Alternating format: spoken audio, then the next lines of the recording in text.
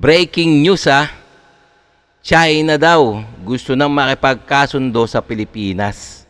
Wow Tsaka si Gibo Chidoro wala nang tiwala sa mga Chekwa, sa mga Chino. So ito ang ating bibigyan ng reaction video, no? Reaction video, komentaryo, suggestion, kung ano yung mga saloobin natin, pwede rin naman tayo magkomento dyan sa comment section.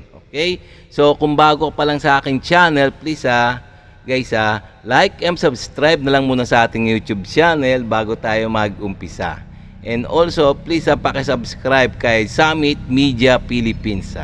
So, itong video na to sa kanya to, no? So, bibigyan lang natin reaction video. Kasi ito yung maiinit na balita sa ngayon tungkol sa West Philippine Sea. Dahil itong, alam nyo naman na itong mga Chino na to, no? Inaagawan tayo ng teritoryo dyan sa West Philippine Sea. So, ito ang ating bibigyan ng reaction. So, umpisa na natin.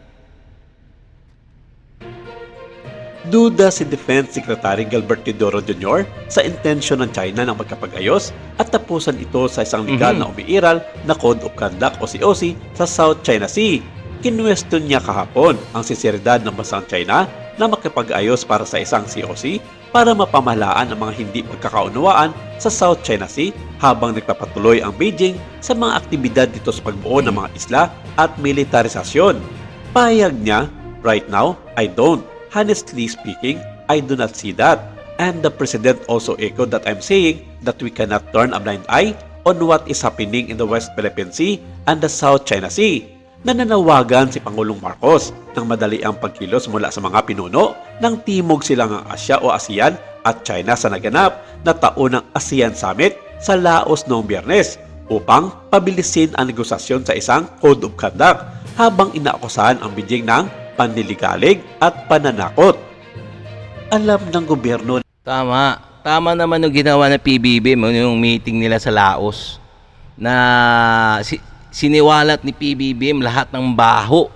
Lahat ng ginagawang mga illegal na mga Chino dyan sa West Philippine Sea. Kaya nga napahiya na parang napahiya yata yung mismong yung delegasyon ng Chino dyan sa Laos. Ng Pilipinas at maging makarating bansa nito ang pagiging sinungaling ng bansang China pagdating sa usapin sa West Philippine Sea. Maging ang Vietnam, Malaysia at Indonesia ay walang nagiging kasunduan sa China dahil naniniwala ang mga ito na walang isang salita ang mga Chino. At patuloy pa rin ang ginagawa nitong pananakop sa mga katubigan ng kanyang mga kalapit bansa na sinusunod lamang ang kanilang pinagkakatiwalaan na 9-dash line kahit una na itong ipinahayag ng United Nations bilang isang illegal at walang basihan. Ang dagdag pa. Oo nga itong mga Chino na to ang sinusunod lang nila yung kanilang 9-dash line. Wala naman sa batas yun wala naman sa international law. So pati yung mga karatig bansa nila talagang ginigipit din nila. So talagang mga maloko talaga tong mga Chino na to Hindi sila nasunod sa international law. Mga loko-loko talaga itong mga Chino na to. Napayag ni Secretary Gibo Teodoro, well, they are committed to dialogue, but they are the only ones believing in what they are saying.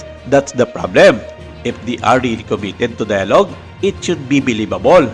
Then what's indicated is that they are committed to dialogue based on historical facts. What kind of dialogue is that? It's a monologue that only they believe in. So, we are committed to dialogue too, as long as we know we are not being fooled.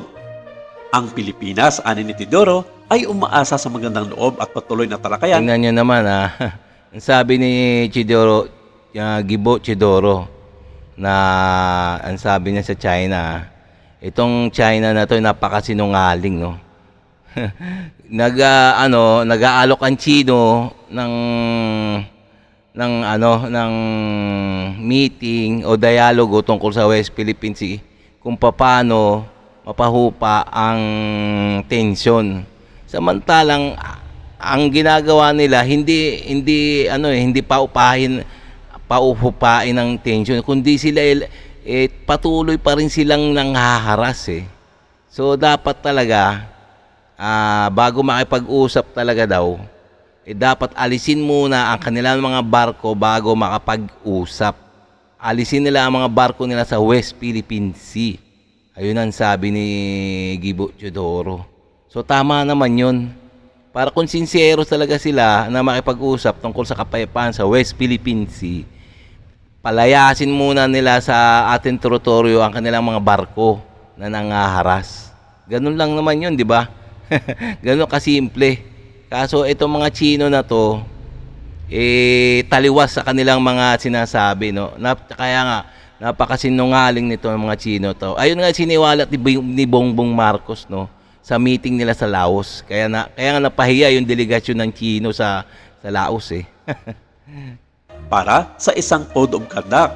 Samantala, walang negosyo o walang pakialam ang Russia sa pagtulong sa China na harangin ang mga draft na payag ng ASEAN na nagpapahayag ng pagkabahala sa mga alitan sa teritoryo sa South China Sea, kabilang ang West Philippine Sea. Ayon ito kay Cagayan de Oro 2nd District Representative Rufus Rodriguez.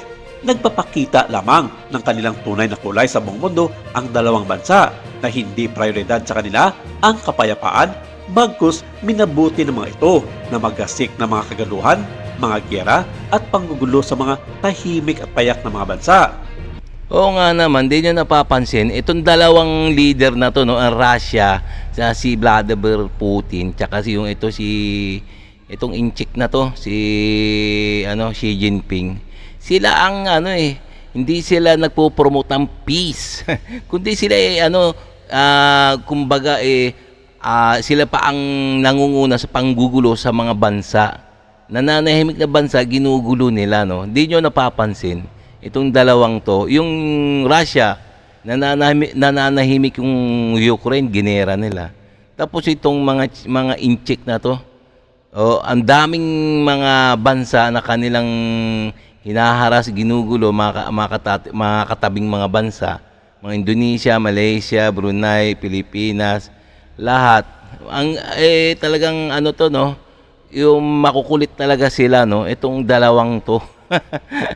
Ang kuko sila nag-uumpisa ng gulo. Dagdag pa niya na ang desisyon ng Russia na tulungan ang China na ibasura ang pagpapahayag ng pagkabahala ng ASEAN ay naudyok lamang ng kanilang pansariling interest. Saad niya, Russia should not have blocked the ASEAN statement. Moscow has no business meddling in disputes in this part of our region. It is an expression of gratitude to Beijing over the later support for the illegal and unjustified military operation of Russia in Ukraine and the continued killing of Ukrainian civilians. Yun. Sinabi ni Rodriguez, chairman ng House Committee on Constitutional Amendments, na ang pahayag ng ASEAN ay lalahad sa East Asia Summit noong nakaraang linggo sa Laos na dinaluhan ng 18 regional leaders kabilang ang mga mula sa ASEAN. Sinabi ni Rodriguez na sa pamamagitan ng pagtulong sa China na harangin ang pahayag ng ASEAN, ipinahayag ng Russia ang pag-aproba nito sa panghihimasok ng China sa karagatan ng Pilipinas at sa mga agresibong aktibidad nito sa mga pinagtatalolang lugar kabilang ang pambubuli, harassment at pagrampa sa mga sasakyang pandagat ng Pilipinas, pananakit sa mga tripulante at mga mangingisdang Pilipino.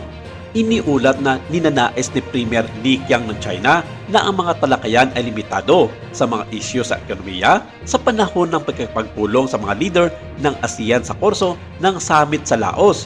Ngunit matapang na sinabi sa kanya ni Marcos na ang mga isyong pang-ekonomiya at pang-politika ay magkakaugnay at ang China ay hindi maaaring tingnan nyo yung meeting nila sa Laos, lahat ng mga leader, mga matatanda leader ng iba't ibang bansa sa Asia na nagkomentaryo yung delegate ng Chino na wag daw pag-usapan na ang West Philippine Sea. Lol, mokong talaga yun, no? Kasama sa sa meeting yun, kasama sa political meeting yun, yung tungkol sa pangaharas nila sa West Philippine Sea. Mga kolokoy talaga ito ng mga Chino, no? Panggap ng lahat ay maayos sa larangan ng ekonomiya habang may mga tensyon sa larangan ng politika at seguridad sa rehiyon. Ilang mga dumalo sa summit, kabilang ang United States, Australia at Singapore ay nagpayag ng suporta para sa payag ng ASEAN at sa posisyon ng Pilipinas para ayusin ang sigalot sa West Philippine Sea. Ang pagharang sa pagpapahayag ng pagkabahala ng ASEAN ay nag-udyok sa Laos na nanguna sa East Asia Summit na maglabas ng unilateral na payag sa nasabing dialogue. Maraming salamat. Ito lang muna ang ating update for today.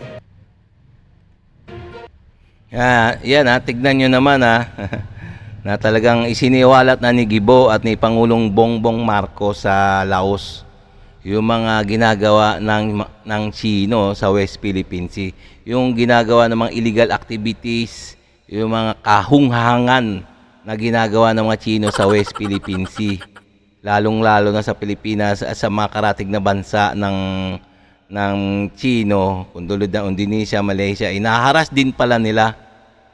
Mga ano talaga, no, mga walang haya talaga tong mga Chino, no. Sila nag-umpisa ng gulo.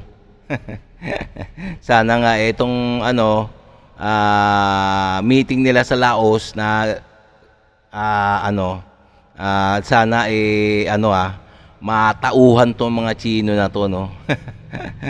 Okay, no mga guys. So kung bago ka pa lang sa aking channel, please like and subscribe na lang muna sa ating YouTube channel bago tayo magsara. Okay?